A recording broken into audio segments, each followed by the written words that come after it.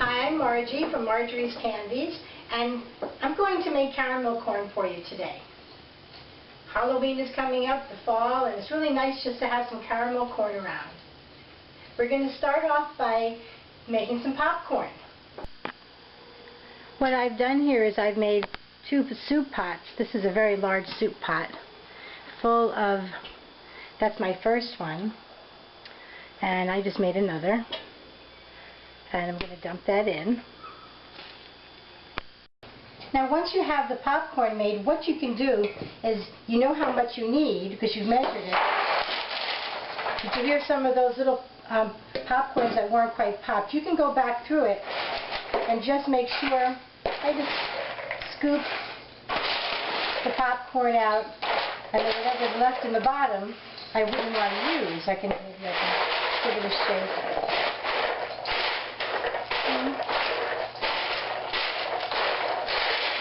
I can hear them on the bottom there. You don't really want to get them into the popcorn if you can help that. Okay.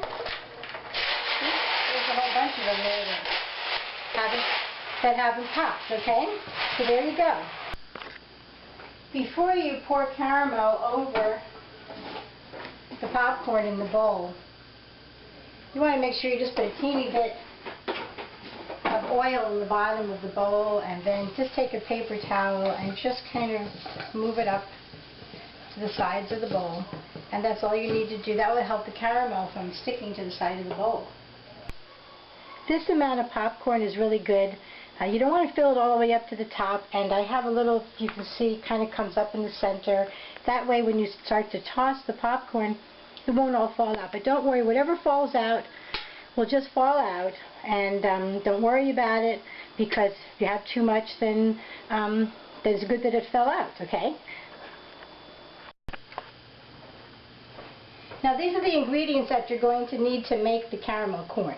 This is 1 1/4 cups of butter, which I'm going to melt before I start the process, and then I'm going to add to the melted butter 2 cups of sugar. And then this is 3/4 cup of corn syrup. And you can take some of the corn syrup out, maybe 1/4 cup, and substitute it for a little molasses or some maple syrup. Now after it's all cooked and it comes to temperature and you wait a moment or two, you're going to add some, this is 1 1/4 teaspoons of vanilla extract. So we're going to get started. I'm going to start to melt the butter down.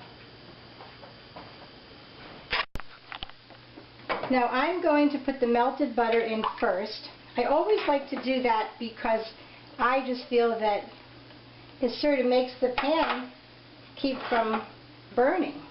Then I'm going to add the sugar. I'm going to turn it on. I'm just going to mix that in a little bit. Now when you stir candy, always stir from the middle out. Try not to get the sugar on the side of the pot. Okay? I'm just going to stir that a little bit. I'm going to add, turn it down a little bit, add the corn syrup. I'm not using anything else but corn syrup because this is a basic recipe, and you can really do whatever you like when you're making it. Now you're going to need a candy thermometer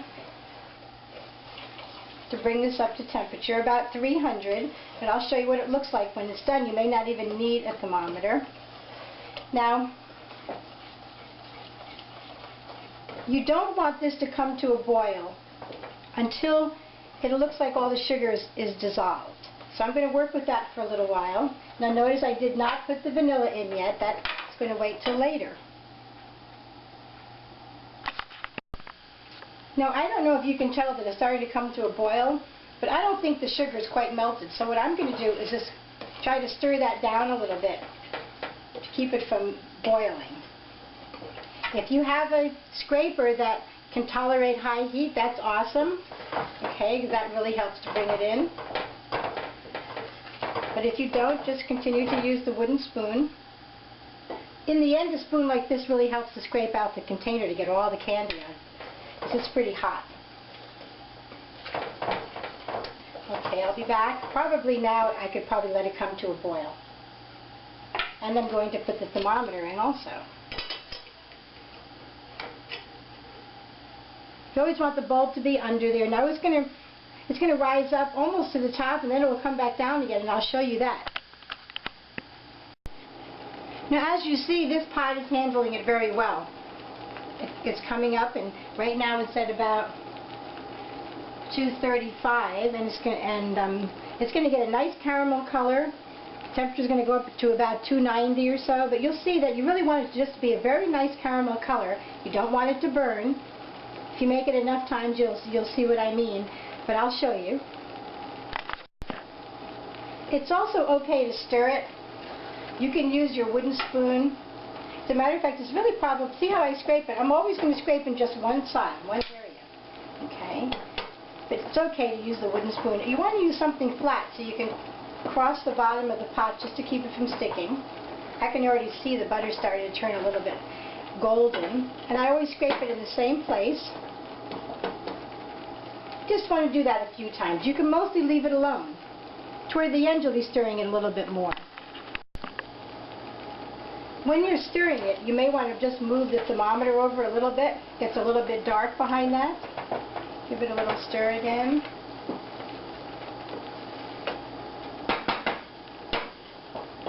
Now I have two cookie sheets ready here to pour the popcorn out onto when after it's all been tossed. Okay, so we'll be back in a little bit. Do you see how that's starting to look nice and brown? Starting to get a little bit dark around the edge. I've actually taken the thermometer out. I wanted to sort of stir around the edge, just to mix that part that's getting darker back into it, so it cooks evenly. What you're waiting for is a nice golden brown. But you don't want it to burn. That's why you want to watch toward the end. You end up stirring a little more.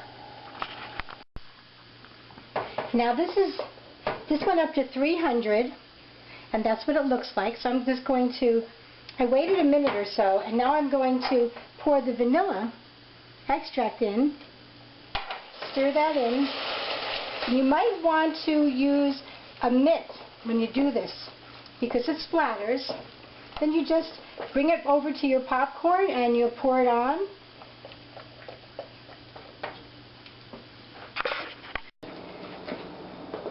And then I'm just going to pour this over the popcorn.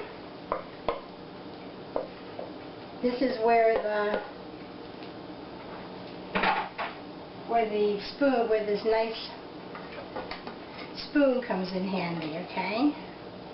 The spatula that can handle the temperature. Alright? Now what you want to do is kind of move the bowl around a little bit while you're doing it. And be careful again, you might want to wear pot holders on your hands.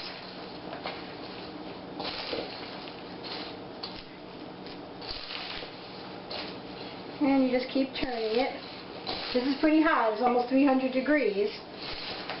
But this is what's going to, it's going to harden up nicely on the popcorn. You just keep doing this until it's nicely coated.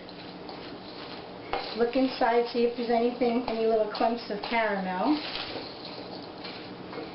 Keep turning it. Unless you can walk around your table, you have to turn your bowl. I work with a really large bowl, and sometimes somebody helps me by turning it for me. Okay? So I think that's pretty good. That's pretty well covered. Alright, so I'll be back in a moment to turn it out.